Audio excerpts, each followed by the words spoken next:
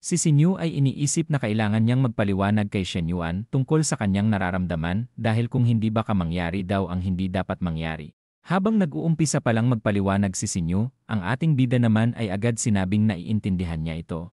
Dahil sa maikling sagot ng binata na tila walang pakialam, iniisip naman ni Xinyu na hindi siya gusto ni Shen Yuan. Ang ating bida ay napansin na biglang nalungkot ang dalaga, kaya naman nagtaka siya na ano nga daw ba ang masama niyang nasabi. Siya ay iniisip na kailangan niyang mapagaan ang pakiramdam ng dalaga. Kaya naman sinabi nitong huwag masyadong mag-isip si Xinyu at sundin lang nito ang kanyang gusto at huwag dumepende sa standard ng kanilang lipunan. Ang dalaga ay napahinto sa sinabi ng binata. Iniisip niya din na hindi niya masabi na kung may gusto nga daw ba si Shen Yuan sa kanya o wala. Habang hindi alam ni Xinyu ang kanyang sasabihin, si Chena ay bigla na lang din namang dumating at tinanong na kung kumain na nga daw ba si Shen Yuan. Si Xinyu ay nagulat sa pagdating ng kanyang ate. Agad na din siyang kumilos at sinabing iinitin nito ang pagkain para sa kanyang kapatid. Si Shen Yuan ay sinabing lumalago na ang kanilang coffee shop at dahil daw ito sa kasipagan ni Chena, ang dalaga ay sinabi din naman na dahil ito sa palagi siyang pinapasaya ni Shen Yuan.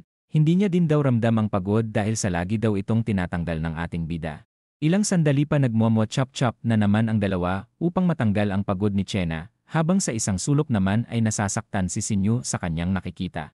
Kinabukasan, si Menglu ay sinabi na ang kanyang report tungkol sa mga binisita niyang property ni Shen Yuan. Ayon sa dalaga, wala daw problema sa kanilang service ngunit nagkukulang daw ang team manager kung paano ipopromote ang kanilang gym. Sinabi niya na din na naayos niya na ang lahat ng pwedeng ayusin sa gym at isesend na daw ito mamaya sa binata. Dahil sa magaling na trabaho ni Menglu, si Shen Yuan naman ay hinimas na naman ang malalaking bundok nito sa likod. Ang ating bida ay sinabi ding wala siyang gagawin mamayang gabi. Kaya naman inalok niya ang dalaga para mag-date mamaya, na sinang-ayunan naman ni Menglu habang namumula at kinikilig. Ilang sandali pa, habang sila ay nasa kalagitnaan ng date, si Shen Yuan naman ay masaya dahil kumita na naman siya ng ₱250,000 dahil sa mga ginastos niya sa dalaga.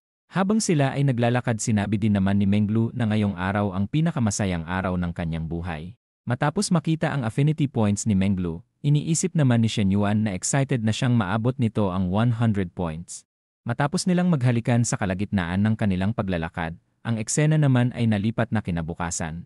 Si Sun Zhen ay ibinigay na ang report na ginawa niyang pagbabago sa kanilang gym, ngunit ang ating bida naman ay sinabing ipaliwanag na lang ito ng dalaga. Habang sinasabi ni Sun Zhen ang mga pagbabagong ginawa niya, napansin naman ni Shen Yuan na punishment ang mga ito, na sinang-ayunan naman ng dalaga dahil sa pamamagitan daw nito ay magsisipag lalo ang kanilang mga trabahador. Ang ating bida ay sinabing ayos lang ang punishment para sa mga tamad magtrabaho, ngunit kailangan din daw nilang magbigay ng reward bilang motibasyon sa kanilang mga trabahador. Na sinang-ayunan naman ni Sun Zhen at sinabing napakagaling daw talaga ng ating bida.